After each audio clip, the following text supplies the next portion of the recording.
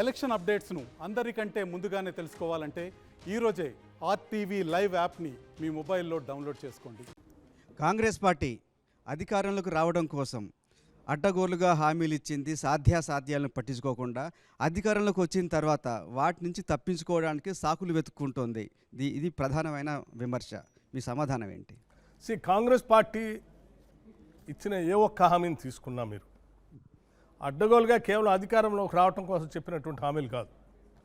తెలంగాణ ప్రజలు ఆ రకమైనటువంటి వెసులుబాటు పొందాలని సంపూర్ణంగా నమ్మి మేము చెప్పాం. ఉదాహరణకి ఇళ్లకు సంబంధించిన అంశం.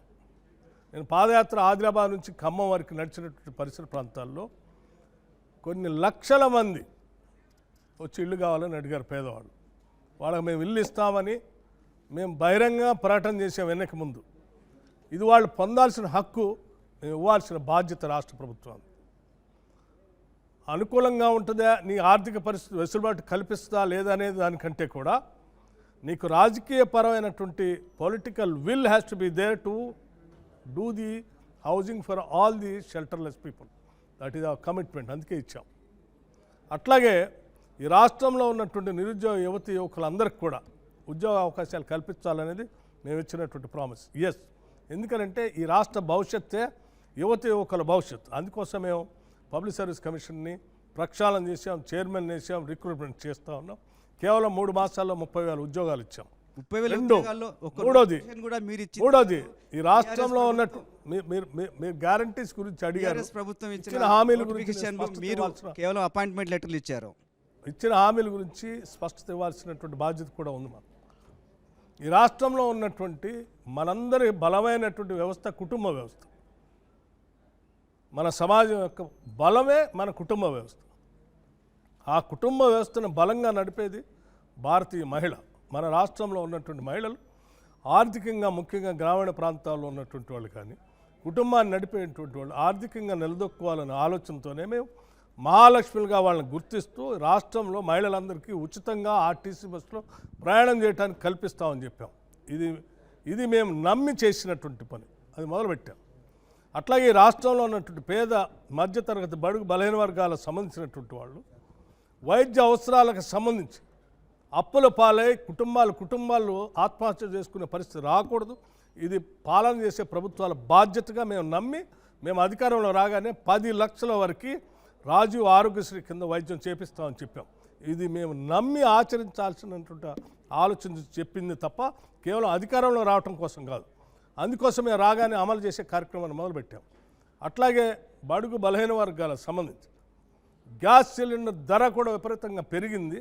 మహిళలు భరించలేకపోతున్నారు. మధ్యతరగతి కుటుంబాలను నమ్మి ప్రభుత్వం ద్వారా సంపద సృష్టించి వాళ్ళకి ఇవ్వాలని ఆలోచన కేవలం 500కి ఇవ్వాలని నమ్మి ఇచ్చింది. మేము మొదలుపెట్టి చేస్తూ ఉన్నాం.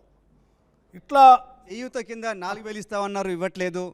మహిళలకు 2,500 నెలకి ఇస్తామని చెప్పి ఇవ్వట్లేదు. ఇంకోటి యువతకి 5 లక్షల ఆర్థిక సాయం అన్నారు, ఇవ్వట్లేదు. దానికి మీ సమాధానం ఏంటి? 200 యూనిట్ లోపల ఉచితంగా కరెంట్ ఇస్తే అది పెద్ద ఎత్తున వెసులుబాటు అవుతుంది పేద బడుగు బలహీన వర్గాలకు సంబంధించిన మధ్యతరగతి కుటుంబాలకి. కొంత ఆర్థికంగా వెసులుబాటు కలుగుతుందని నమ్మి ఇచ్చింది. అందుకే దాన్ని అమలు చేస్తూ ఉన్నాం. ఇలా కేవలం 3 మాసాల్లోనే మేము అధికారంలోకి వచ్చి శాసనసభలో ప్రమాణ స్వీకారం చేసిన గంట లోపలనే 2 హామీల్ని మేము అదే శాసనసభ ప్రాంగణంలో మొదలుపెట్టాం. 3 మాసాల్లో ఇన్ని హామీలు చేసుకుంటూ వచ్చాం. ఈ లోపల మనకి ఎన్నికలు రావటం, కోడ్ రావటం, మిగతా హామీలకు సంబంధించి అమలు చేసే కార్యక్రమాన్ని ఆపమని చెప్పి ఎన్నికల కమిషన్ కూడా చెప్పడం జరిగింది. ఇదంతా వాస్తవం. మేము ఇచ్చిన హామీలన్నింటినీ కూడా తప్పనిసరిగా కమ్ వాట్ మే సంపద సృష్టిస్తాం. ఆ సంపదను ప్రజలకు పంచుతాం. ఆ పంచే ప్రక్రియలో భాగంగానే మేము ఇచ్చినటువంటి హామీలు కూడా ఇది ఒక్కడికో ఇద్దరికో పనికొచ్చేది కాదు. కొన్ని లక్షల మంది తెలంగాణ కుటుంబాలకు ఉపయోగపడేటువంటి హామీలు ఇవన్నీ. కుటుంబానికి ఉపయోగపడాలా, సంపద పాలకులకే చెందకూడదు, ప్రజలకు చెందాలని నమ్మి ఇచ్చినటువంటి 100% చేస్తాం. రుణమాఫీతో పాటు 4,000 చేయూత లేదా మహిళలకు 2,500 సహాయం, ఇవన్నీ కూడా అమలు చేస్తారా? చేస్తాం. చేయదగిన ఆర్థిక వనరులు మీ దగ్గర ఉన్నాయా? ఒకప్పుడు మన రెవెన్యూ 60,000 ఉండేది, లేదా 30,000 ఉండేది. ఒకప్పుడు 5,000 ఉంది. కానీ రెవెన్యూ వ్యవస్థను పెంచుకుంటూ, జీడిపిని పెంచుకుంటూ ఆస్తుల్ని, సంస్థల్ని, వ్యవస్థల్ని ద్వారా ఆదాయాన్ని పెంచుకుంటూ ప్రజల అవసరాలు తీర్చడం కోసం మనం ప్రణాళికలు తయారు చేసుకుంటూ ముందుకు పోవాల్సిందే. ప్రపంచం గ్లోబలైజేషన్లో జరుగుతున్న మార్పులను కూడా మనం గమనించాల్సింది. అందులో భాగంగా మనం ఇక్కడ వ్యవస్థని బలోపేతం చేస్తూ తప్పనిసరిగా మేము ఆర్థిక వనరుల్ని, ఆల్టర్నేటివ్ రెవెన్యూస్ని కూడా పెంచుకుంటాం.